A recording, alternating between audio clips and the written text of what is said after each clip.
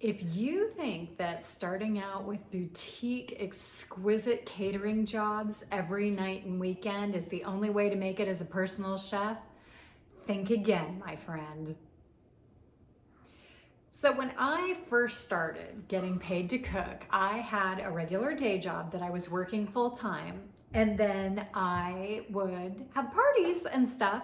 And my friends and family all loved my food. So of course they started asking me to do little events for them.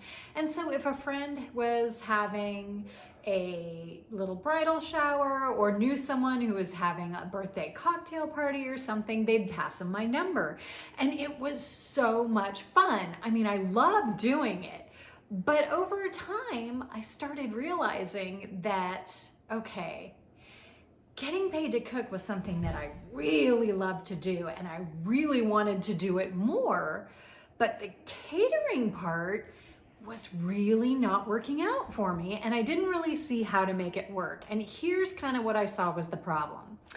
I loved doing them. I thought they were awesome. It's so much fun. I mean, everybody loves a party, right? And as the cook, we're the ones who are always wanting to throw parties and entertain. So it seemed like getting paid to do that would be the best. But first, I never knew like when they were coming. I never knew when someone was gonna ask me to do it or when their event was gonna be, and it was never consistent. I mean, at the end of the day, there are only so many Saturday nights in the month, right? And I didn't really want to spend every one of my Saturday nights catering. So that was kind of a bummer. Then on top of that, it seemed like good money. I mean, gosh, if someone was willing to pay me a couple $100s to make some appetizers, that's great money, right?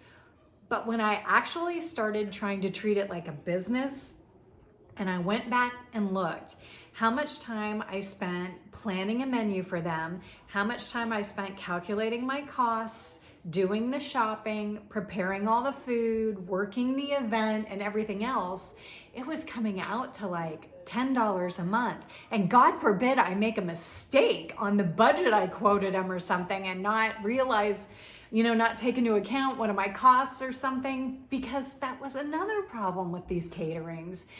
Everyone was always, every single one of the events was always totally unique. So everyone, I had to totally reinvent the wheel. I had to come up with a brand new menu and work through it with the client for what they wanted.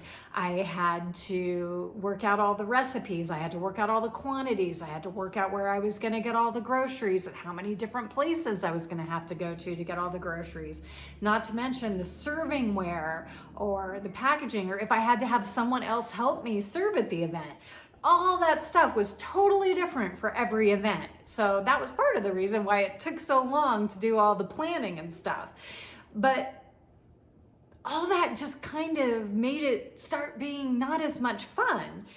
And so here's the deal. If that's what you're struggling with too, wanting to do what you love and get paid to cook and all that, but you're thinking that catering just isn't everything it's cracked up to be, or maybe something you only want to do every once in a while, well, listen to this. What personal chefs do is have regularly scheduled clients every week that we make dinner for. It's awesome. It's all regularly scheduled. The clients give you their menu ahead of time. You know exactly what you're doing. You know exactly how much money you're making. It's like the exact opposite. It's all during the day and during the week. It's the exact opposite of catering. So after you get going, when you have a couple regular personal chef clients, you can fill in with a couple fun catering events, and it's kind of like you have the best of both worlds. So the final thing I can think of that makes it even better is that it's great money and the hourly rate is consistent, and you're making $25, $50, $75 an hour for your work. So that is very compelling too.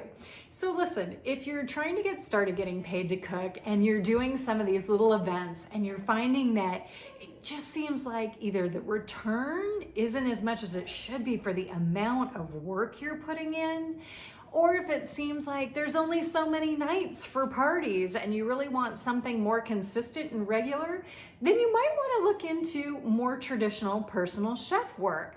So look down below to the link and get my free guide to how to cook a regular personal chef service and check it out.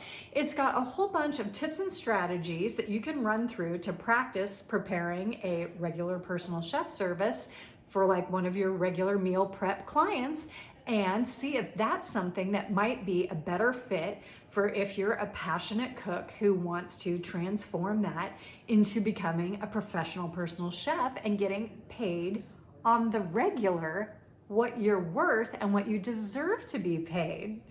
So again, I'm Chef Shelly. Thanks so much for joining me here today. That link below to get the How to Cook a Personal Chef Service guide will get you all dialed in with that information.